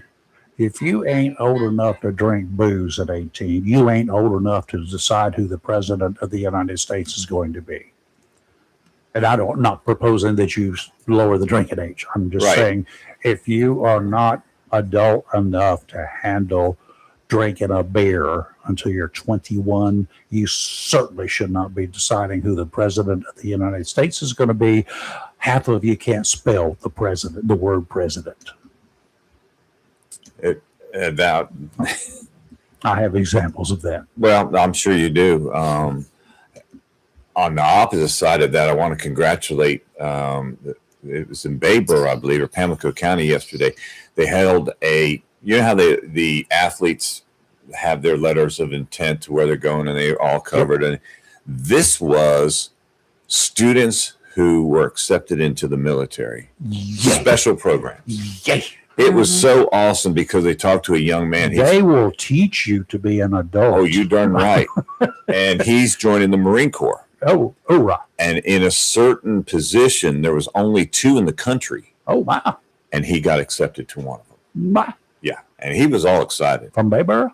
Yeah. Where'd you say? Yeah, from Bayboro. Right here in Pamlico County? Yes, sir. Just up the road a bit. Yep. Yay. and they had military individuals there. Yeah. But he was thanking the ROTC of the school. That got him going. And I know we have some ROTC programs in some of the local schools. I wish they'd had it in Jacksonville, Ohio when I was there. It may have changed a lot of young people's lives. I wish they'd had police cadet programs. Yeah. I wish they would today. They used to have something like that in the Boy Scouts. Police cadets. I know there's A great friend of mine, I first met him when I moved to Wilmington, checking the police reports and stuff like that as a young, stupid-ass reporter. And he was working the front desk as a police cadet. He was in the Boy Scouts. He later became one of my best friends. He's ended up as a deputy sheriff, sergeant, I think was the highest rank he got. And unfortunately, he passed away a few years ago at a much younger. That's sad. Yeah. I'm not sure if the sheriff's department still has ride-alongs. They used to. Police and the sheriff here used to have them. Right. I don't know whether they do or not. I had a chance when I went to the academy Right. Yeah. a couple of years ago. I don't know Last if that's year. part of it, if it's still part of it or not. It is. Because the next class is coming up soon, Yes. I think. My problem is I'd want to get out and help, and I don't want to do that anymore. I was just amazed at the canteen and the amount of food that the inmates have. I mean, the garbage bags full of food. Yeah. And these were all in the chapel. And I asked them, they said, "Oh, it's these 2 bags are for 1 prisoner." They're big lawn garbage bags filled with food. From people on the outside contributing. They didn't say where it came from. They just said the canteen. Let's talk about California a minute and their wonderful governor, Governor Gavin Newsom. Isn't he on his way out? Well, yes. Good. But, Not soon enough. he's getting slammed lately over his attempts to overhaul the state's massive prison system, which including giving, Steve, inmates devices that allow them to watch pornography. In other words, they're getting laptops. And let me they're get gonna down get to lap the- dancers coming in next. Yeah, Whatever. well, all right. As part of the transformation to turn prison systems into a Nordic-style rehabilitation program, the Newsom administration approved $189 million in a contract to provide digital tablets, generic flat-screen devices in a plastic shell, to every inmate in the state at no cost to them. And these inmates are watching porn on these I'll tell you what, laptops. that's a good reason not to get probation. They don't want to get out. Now, The whole thing. Release here, Joe Bubba. No, I don't want to get out. I got free porn. The program was portrayed as an effort as a step towards digital equity for justice impacted. It will keep Individuals. It'll keep them in prison longer. They won't want to get out. Steve, you ready to go to prison? Free food, No, sir. free prison No, food, sir. and free porn.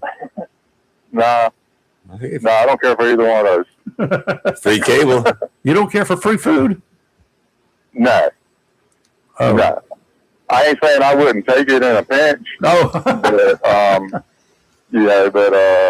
I found that that's usually not the most tastiest meal you'll get. Oh, I got you. I understand what you're talking about.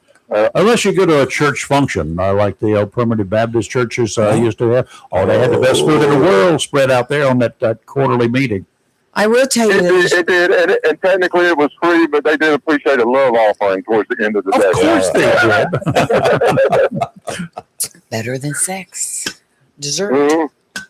But You started that. But yeah, I honestly, I was just catching the tail end of that about what they were doing with the prisoners, and I've said it before. Even what may seem like the best idea on the surface, if it's implemented by idiots, it's a bad idea. I like that. I mean, I would have thought you would have put it some kind of parental protection on those things to not allow them Right. to visit certain sites, but like I say, once again, if it's implemented by an idiot, it's a bad idea. Well, Steve, they said some of these prisoners have used their tablets to groom minors through the internet. Here's my thing. Is if they're allowing that type of access, if they're even allowing, like I say, an adult would immediately say we've got to restrict what they have access to. Now, I do believe in vocational training for prisoners because, most of them we're eventually going to let out, and if they ain't got no skills, then they ain't got many options. Some of them going to do it anyway, but, you don't want it to be, lack of opportunity to be something to drive somebody to crime. If you can help it, you already got them there. You're already paying to house them and feed them. You might as well try and, educate them, re-educate them. Yeah. There was a sheriff down in Arizona, where it's generally kind of warm, Sheriff Arpaio, and he had his inmates. They weren't prisoners; they're inmates, and he had them outside in an area, a confined area, and that's where they would spend their days. And of course, they were wearing pink underwear and pink whatevers, right? But they had access to TV, one channel. Pink underwear? The Weather Channel. He wanted them to know how hot it was going to be outside that day, is the way he put it.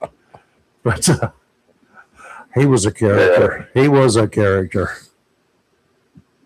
But yeah, like I say, with the whole inmate thing, I think, we obviously give them more than they deserve, but that's more about us and about trying to make, chicken salad out of what, in that situation.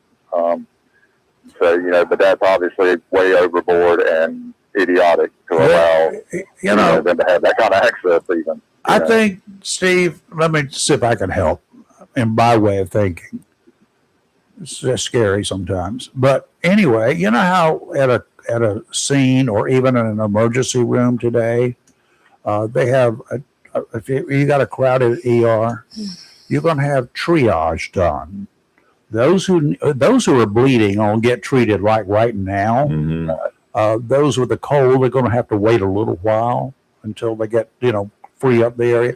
At a mass casualty scene like a plane crash, there's triage. Those who are dead are not going to be transported right away. Those who are about to die, they're going to get minimal treatment, if any. Those who are living and have a chance of surviving, they're going to be treated first. That's the way things work. Sorry, that's life and death. In a prison, perhaps we should have, upon intake, a triage unit, a triage team who would decide this guy is worth saving. This guy, he's a 4-time loser. We know him. He's killed people. He is not worth crap. He killed his parents. And you're done. You're just going to serve your time in here and wilt away, as far as we're concerned. But those who are worth saving, different levels of them, maybe we should do it like that instead of trying to rehab everybody. Everybody ain't worth rehabbing. Do you agree? I would agree with that, but this ACLU would get involved. Something that seems like a good idea on the surface, if it's implemented by it, I guess that is the same thing. Yeah. With the prison systems as large as they are, if you have a good idea, you're gonna have some idiot somewhere that does it wrong or does something. Absolutely. Yeah. But obviously, giving them tablets is a bad idea. I don't care what it is for anybody in prison. I mean, if we got school children that still don't have tablets, I think that needs to come first. We need to look at it from that side. Be my thing. Yep. But anyway, I called to talk to you about something outside scene that I watched, and I wanted to share with you because I know that you are very skeptical of electric cars. They had mostly of their batteries. Right. Well, they had a show in China, and I watched it, and they showed like the cutting edge innovations that China's coming out with. Mm-hmm. And they have cars with batteries now that they can go from 10% to 80% in 6 minutes. You can go to a full charge in around 15 minutes. If you don't have time for that, the stations that they're building now are going to have the battery packs in a stack inside this unit. and you come up, and in 90 seconds they can change your whole battery pack out. If they charge more for that, but it can be changed out in 90 seconds. So they can change that battery faster than you can pump a tank of gas. They also have those units that they're going to be selling that people can install in their homes that have the multi-battery packs in them. And what it's going to be capable of doing is it will charge itself during non-peak hours, and then it will sell that same electricity back to the electric company during peak hours, which is just a minuscule amount of money, but doing it every day, twice a day, adds up over time to reducing your electric bill as well. Ain't that mind-blowing how fast they're coming up with this technology? Well, If it were from any other country other than China, and there was somebody else doing the reports on it, and let somebody who's technically oriented a country somewhere evaluate all this, I like the concept. I like the end result. I just am skeptical of anything that China says. Well, that was going to be my next point. My big takeaway from it is that we should have been at the forefront Absolutely. of this technology. We should be. But naysayers about electric cars and how fast that technology was going to evolve put us at the back of the pack. Well, the problem You got to embrace what isn't fully developed yet to be at the forefront. Well, the problem with the development of the electric cars, they developed electric cars based upon one thing: lithium batteries. And there's a finite amount of lithium in the world. We know that. That's true. But go ahead. I'm sorry. And then the danger of the lithium batteries and everything. And you're not going to have a crash-free electric car. You're going to have problems. I mean, we had in Jacksonville 2 weeks ago, we had apparently a lithium battery that was thrown into the regular trash, and it ended up in a compactor. And guess what happens when that electric battery, that lithium battery, was compacted? It burned up the inside of the truck. Right. So there are issues with development, and until we can get around some of the issues with the developments, some of us are going to have problems with them. We're kind of around the issues already. It's making them affordable to be on the market. They've already came out with sodium-ion batteries, which do not burn, do not explode, and can operate at a lot cooler temperatures, but they cannot make them cost-effective to overtake the lithium market. The lithium battery came out in the 1950s, and we're still using lead-acid batteries that have been around for over 100 years in our cars. Yep. So, I mean, technology is way past lithium batteries now, way past that. But to make it affordable to go in your car is the hurdle they're trying to get over now. Steve, you talked about the cost of it. I saw the news story the other night from NBC where Tom Yamas was driving the electric vehicle and the price tag on it, $12,000. But Trump will not let that car be sold in the United States. Was that a Chinese-made car? Yep. And parts and whatever, you can have it. If it works, that's great. Are you going to be held up by China saying we're not going to supply this proprietary chip that's going to allow that thing to continue working after a certain date? And that, there's people talking. I was going to say, also in that show I seen, they said that the battery manufacturer, the one that's doing this, they already have like 80% of the electric car battery market. They're the main maker of this battery. And they said with the stations where you go in and in 90 seconds they can swap your battery out, that's going to eliminate the problem of after so many years you have to buy new batteries. When you go to the gas station, you can just swap them out right there and you get a new battery pack. Yeah, you can literally swap every time you fill up. With a different I'll take a look at it and see what I come up with. It's interesting. Like I say, it's growing exponentially. It's kind of like the computer age, the way it just exploded. I'm not how electric cars are doing that. I'm not opposed to technical advancement, but if technical advancement costs me more money than it should, it's like a telephone. I'm sorry, $1,000 every 3 years for a stupid cell phone? No way. My cell phone lasts. That's a Many bit of a years. gimmick, guys. I'm gonna go ahead and tell you. Everybody in my family's like iPhone crazy, and I've always been Android, and there ain't a daggone thing they can do on the phone I can't do on mine. There you go. And all I want to do is make a phone call. I got a yellow phone. Period. Yellow. It don't matter what you want to do. I mean, if you want to use it as a computer, the Android works just as good as the iPhone. So, Steve, would you be in the market to buy an all electric vehicle? I don't know. I'm kind of on the fence on that. I'm sitting in a 2002 Chevy Silverado with faded paint. Good old Chuck. I'm not. I mean, I'm not a. Well, when it wears out, maybe you will do that. When you get some when they get it on the buy here, pay here lot. Yeah. When they get one there, I might entertain that idea. Yeah, when your Silverado wears out, maybe sometime in the future. Yeah. What do you think? When you cross the 20,000 mile mark again? Honestly, I know several people that have the Teslas, and they're okay. I mean, they seem to do well. I don't like them on the highway because they can come flying by me, and I don't hear nothing until I hear whoosh. When it goes by. And even my wife said the same thing. She was like, normally you would hear a motor come, racing by you on the interstate. That's what your mirrors are for. Yeah, but I've got a golf cart I've had for years, man, and I charged it up, and I mean, I can't see where that would be a big difference from my golf cart. Yeah. 48 volt batteries. What is there? 8 volt batteries, and take 6 of them, put in there at about what, $400 a piece or something. Yeah, you're gonna laugh. I've got a 36 volt club car. Yeah. I want them new. I wanted them new digital golf carts with the OBD on it. Yeah. Okay. Anyway, I worked on golf carts for a while, and I like the solid state stuff. It's a lot easier, a lot cheaper to work on. Okay. All right, sir.